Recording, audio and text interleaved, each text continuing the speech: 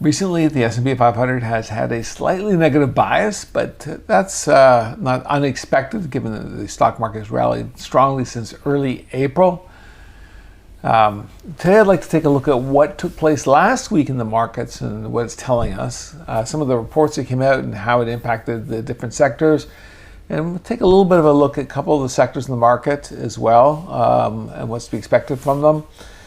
As well, I'd like to take a look at what's coming up this week. And there's some good news. We are going to see a positive seasonal period start to develop very shortly for the broad market coming into July. We'll talk about that as well.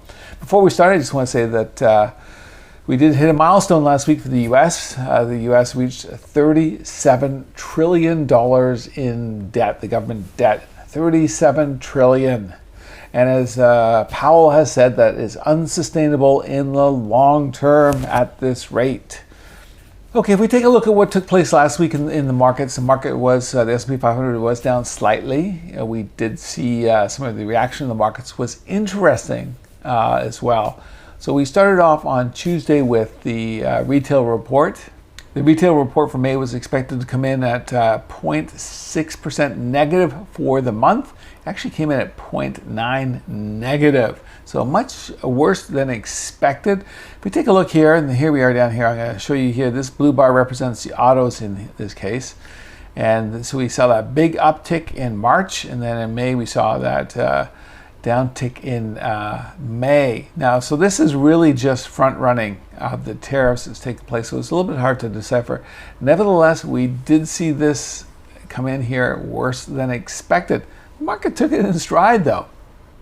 If we take a look at this graph here, this shows the cumulative net sales per year for retail from 2019 to current date 2025. Now it leaves out the COVID years as they get distorted here, but you can see that basically the overall trend obviously is up because it's cumulative for the year. Each month is added onto the previous month.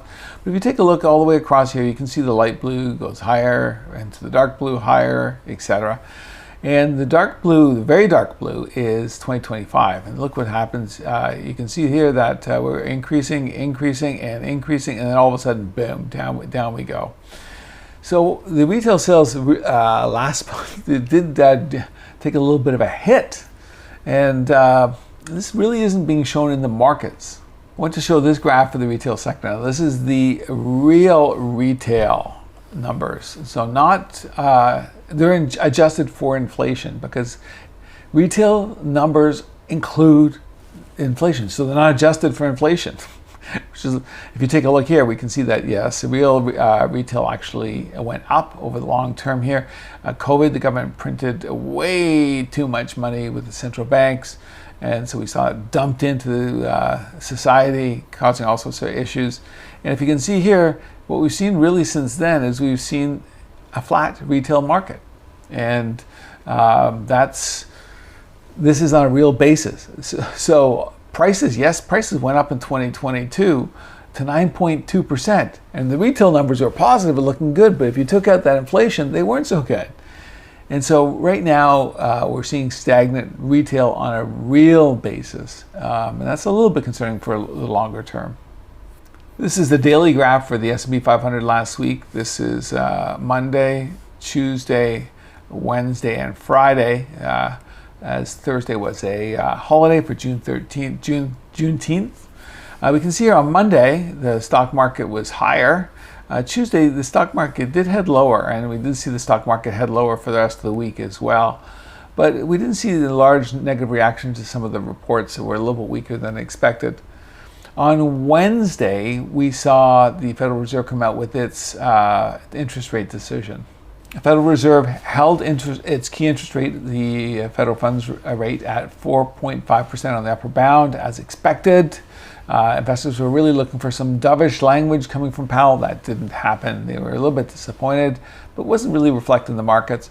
Now, interestingly enough, we did see one of the governors, Waller, come out here, and he said that perhaps the Federal Reserve could start cutting interest rates in July, at their next meeting in July. Now, I think Waller might be trying for Powell's job next May and try and get ahead of everybody else on this, but we'll have to wait and see.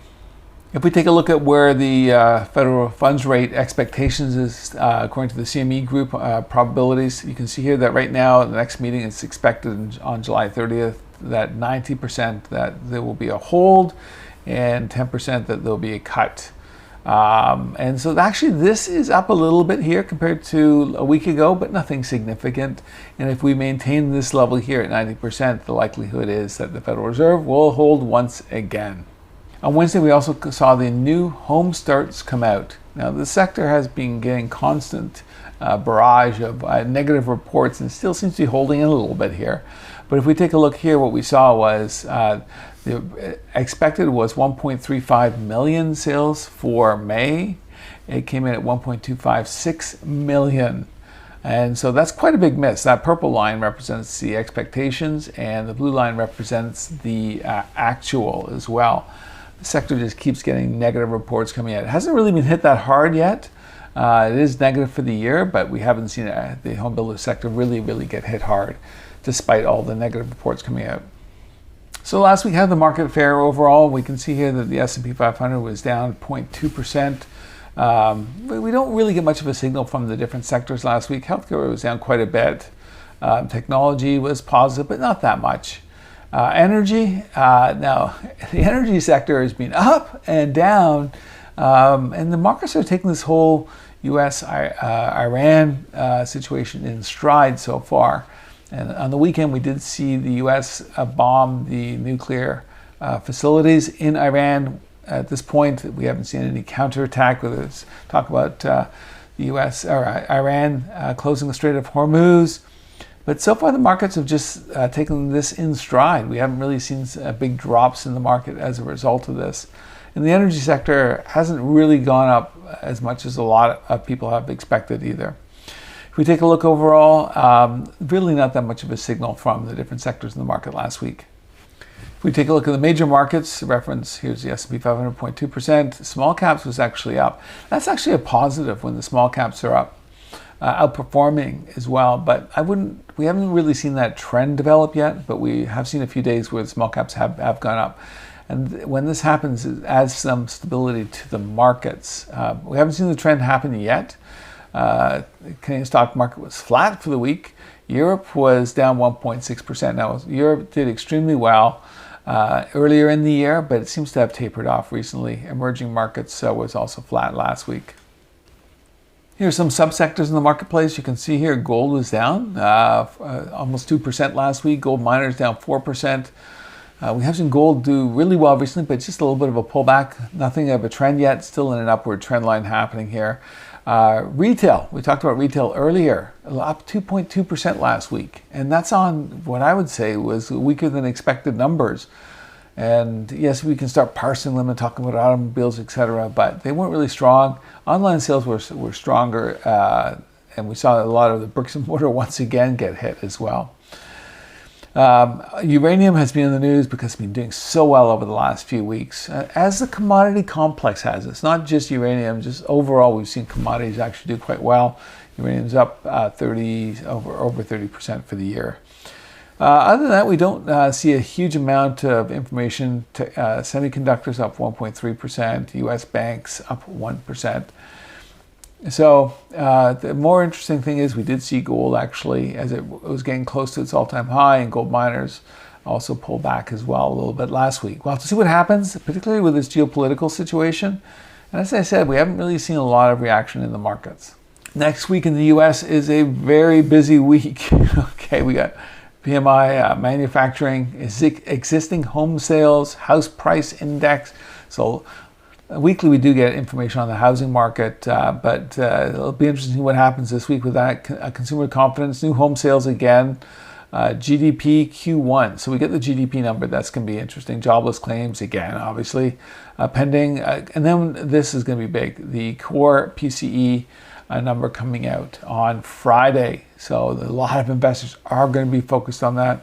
In Canada, on Tuesday, we get the CPI numbers coming out here. And it's expected on a year-over-year basis, 1.7%. We'll have to see what happens on the trim. It's 3%. and the Bank of Canada tends to follow that. Consumer Price Index, GDP on the 27th, we get that coming out as well. So we'll have to see what happens here. So this is a really, really busy week for economic reports. I want to show this graph here. This graph is compliments of this person here. And it's the OPEX dates, options expiry dates for the S&P 500. And if you take a look, we tend to find that we can see a change in trend taking place on that date. Now, a lot of people have said that the option expiry date is the most negative date of the month typically, which is not true actually. It's the Monday after, which would be tomorrow, the 23rd. On average is the most negative day of the year on average, going back a long term. I put this in my first book back in 1999. I called it Witch's Hangover. But you can see here that we do tend to get some sort of reversal trend that can take place. And here with this black line, basically we've seen this slight rise taking place in the S&P 500 as we did back here. And at that point we saw a negative downturn take place. I'm not going to say that's going to happen again, but we do sometimes we'll see this trend change around options expiry dates. The big unknown this week is going to be the geopolitical situation in the Middle East, and I'm not even going to try and guess what's going to happen. I don't think anybody really knows. It's a very volatile situation, and there's a lot going on with between the U.S. And Iran here, and we can see here that this is the Strait of Hormuz, and other than saying that there is a possibility the Strait of Hormuz could be closed, which would cause a disruption to the market. And you can see that all these countries here basically ship their oil through this channel, and this channel has 20% of the world's oil flow through it. Saudi Arabia can make up some of that with extra pumping, but not all of that. So that could cause some issues, but as we've seen recently, it's very difficult to predict these situations take place. But this could be a factor obviously affecting the markets this week one way or the other. So far, the markets are taking it in stride, looking at the futures positions for the opening tomorrow.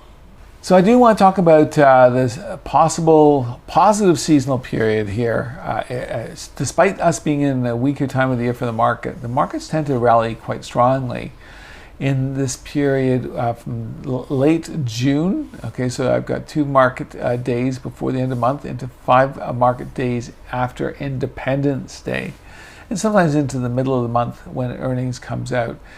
And so the main reason for this is it's around the earnings. A lot of investors will go into the market expecting to take advantage of positive earnings affecting the market. And it's been quite successful over the long term. So this goes back, and in this time period that I've got stated up here, this goes back to 1950 to 2023. Look at all these times when it's shaded, it's positive. And we can see here how often this is successful going back. Now, there are times where it's not, obviously. But this tends to be a stronger time for the markets, particularly in recent years. So we could see a positive situation develop into mid-July. That's an unknown, but that possibly could start to develop later this week. It's going to be an interesting week once again. It's very, very busy for economic reports coming out. We have a very tense situation developing with the USA and Iran, and anything can happen one way or the other. And right now the markets, so I'm looking at the futures for the markets for tomorrow's open, are taking it all in stride, and maybe that's exactly what happens. Maybe there's some sort of resolution this week as well. Maybe there's a war. We just don't know at this point. But we can't control that situation. So, but looking at the seasonal period, the seasonal trend, we start to see a positive seasonal trend take place later this week, and that could lead to a positive opportunity. Thank you very much for joining me today.